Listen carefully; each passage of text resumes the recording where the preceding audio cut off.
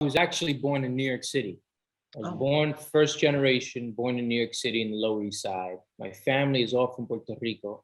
And so I went to the island very early at a young age. And Spanish ended up being the first language I learned. And then I came to school in New York.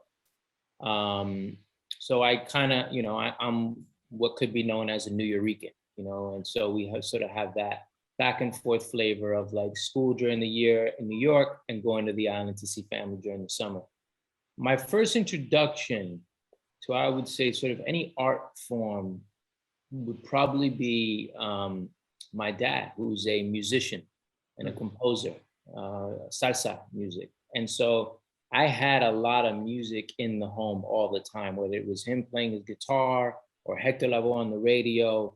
It was a constant sort of energy of music. And if you know anything about, sort of the Puerto Rican culture, it's like we like to have a good time and have some, celebrations. So there were parties at the house often, especially when your dad's a musician. And so I remember going to concerts. I remember going to shows.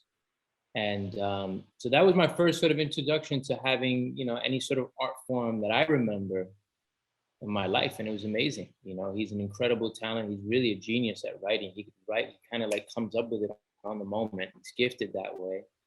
And he's from the mountains of Puerto Rico in a town called Orocovis, which is the dead center of the island. So they call it like the heart of the island. And yeah, he's what's known as a jibaro. He's a country hick from the mountains of Puerto Rico that carries a guitar all the time.